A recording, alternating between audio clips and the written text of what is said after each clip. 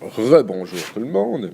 Bon, là, vous allez peut-être trouver ces vidéos-là un petit peu redondantes parce que j'en ai quand même fait une partie dans les vidéos de la section 3.2, lorsque je vous parlais des équations équivalentes. Dans le fond, ici, ce qu'on veut faire, c'est vraiment bien résoudre les équations. Donc, on veut retrouver la valeur du x, ou peu importe la variable. Vous allez voir, je m'excuse, j'ai tendance à mettre tout le temps des x. C'est une mauvaise habitude que j'ai, une mauvaise habitude qui m'a été donnée par mes profs de maths moi-même quand j'étais au cégep, à l'université et au secondaire. Donc, les mathématiciens, on a la fâcheuse habitude de tout le temps utiliser x, alors que dans le fond, on aurait intérêt à utiliser une variable qui représente adéquatement la quantité. Si, par exemple, je veux savoir l'âge de quelqu'un, mais je pourrais utiliser la variable a et non pas tout le temps la variable x. Bon, ceux qui préfèrent utiliser tout le temps x, utilisez tout le temps le x, mais tout ça est pour dire que vous n'êtes pas obligé de vous en servir si vous ne voulez pas. Alors, ici, dans le fond, on continue avec le principe de la balance. J'estime que c'est celui qui est le plus simple à comprendre et qui est le plus facile à utiliser. Évidemment, il y a plusieurs autres méthodes que vous allez voir dans votre cahier. Je ne les mentionne pas ici parce que j'estime qu'elles sont toutes équivalentes. Ça revient tout à peu près à la même chose. C'est juste que moi, personnellement, je trouve que la balance s'illustre mieux. Alors, si jamais vous avez de la difficulté avec le principe de la balance, venez me voir, j'essaierai de vous montrer, je vous montrer une autre méthode, mais comme je vous dis, elles se ressemblent toutes énormément. Alors, je vous rappelle la balance. Si j'ai une quantité d'un côté, je dois absolument avoir la même quantité de l'autre. Donc, si par exemple, je décide d'ajouter quelque chose sur ma balance, bien, je dois absolument ajouter la même quantité de l'autre côté. Sinon, ma balance devient débalancée et j'ai plus une situation d'équilibre. Donc, autrement dit, si je ne fais pas la même chose dans une équation, je ne retrouverai pas la solution à cette équation-là qu'on m'a demandé. Bon, alors, commençons. J'ai ici 2x plus 3 égale à 5. Encore une fois, on remarque que ce qui est de trop est du côté gauche et c'est le plus 3. Donc, on va aller s'arranger pour l'enlever. Donc, 2x plus 3 moins 3 est égal à 5 moins 3. Il va donc me rester du côté gauche 2x, du côté droit 2. Donc, on sait que 2 fois une certaine quantité est égale à 2. Il me reste donc uniquement à diviser par 2 de chaque côté. Et j'obtiens donc que x est égal à 1. Par contre, une fois qu'on a trouvé la réponse, ou qu'on pense qu'on a trouvé la réponse, parce qu'il n'est pas dit que c'est la bonne réponse, on peut avoir fait une erreur de calcul, il faut aller vérifier. Comment est-ce qu'on vérifie? Et on prend notre valeur qu'on a trouvée ici, donc le x égale à 1, et on s'en va le remplacer dans mon équation. Donc, autrement dit, je vais réécrire l'équation en remplaçant le x par 1. Donc, 2 fois 1 plus 3. 2 fois 1, ça me donne 2, plus 3. Et 2 plus 3 me donne 5. Et de l'autre côté, j'avais bel et bien 5. Donc, l'égalité est vérifiée, c'est bel et bien vrai. Alors, on a vérifié notre solution. Donc, vérification faite.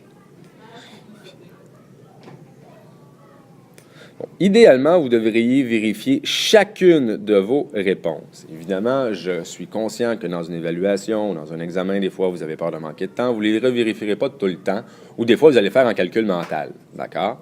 Donc, je n'insiste pas pour le voir dans un examen. Par contre, notez que si vous faites une erreur, ça peut vous coûter cher. D'accord? Donc, si j'étais à votre place, les plus longues, les plus difficiles, tout le temps, je les revérifierais pour m'assurer que vous n'avez pas fait tout ce travail-là pour rien. OK, maintenant, deuxième exemple. J'ai moins 4x plus 3 égale à 11.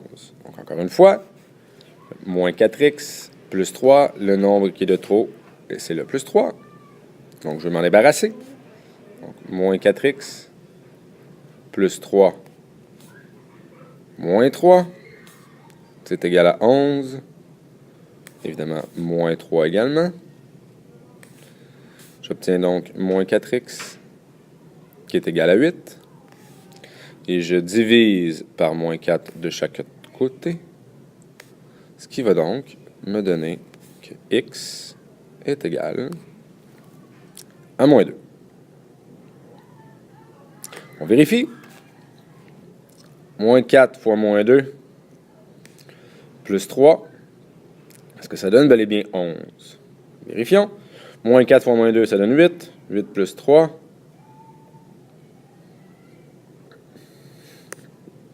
Et ça fonctionne. Donc,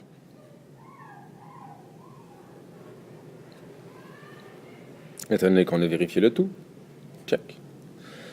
On peut donc affirmer que la valeur de x est bel et bien de moins 2.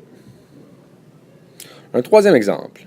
Là, ne vous inquiétez pas, là, mon vidéo ne durera pas 45 minutes. Je vais faire des pauses à l'occasion pour que vous puissiez les scinder, là, étant donné qu'il y a 15 exemples. Je ne ferai pas les 15 là, en une vidéo. Ça va être beaucoup trop long, et pour vous, et pour moi.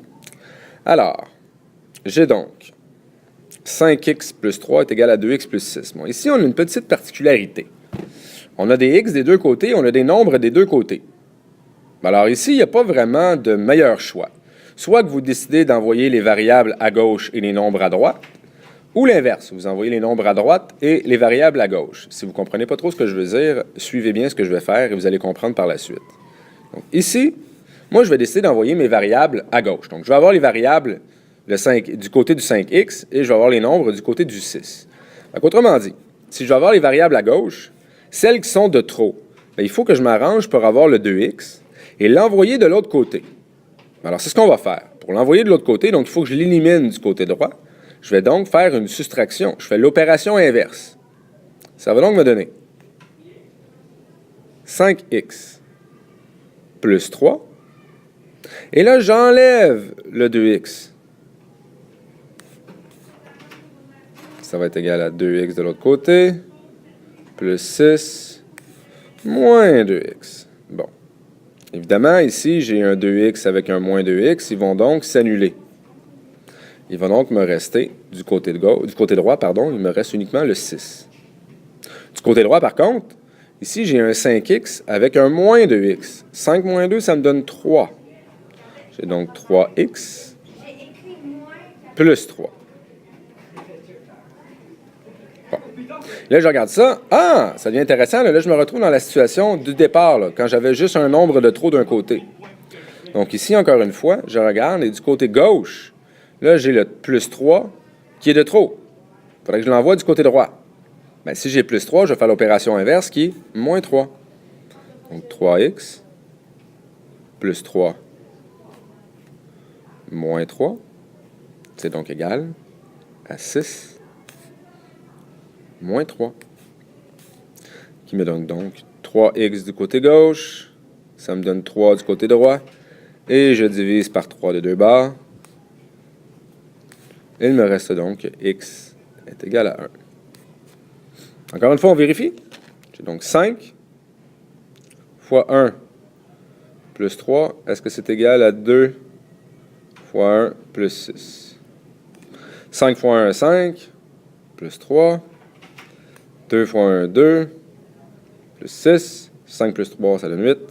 2 plus 6, ça donne 8. Alors, on a vérifié. C'est un crochet, soit dit en passant. On peut donc affirmer que x est bel et bien égal à 1. Alors, je vais faire une petite pause et je vais repartir un second vidéo pour les autres exemples.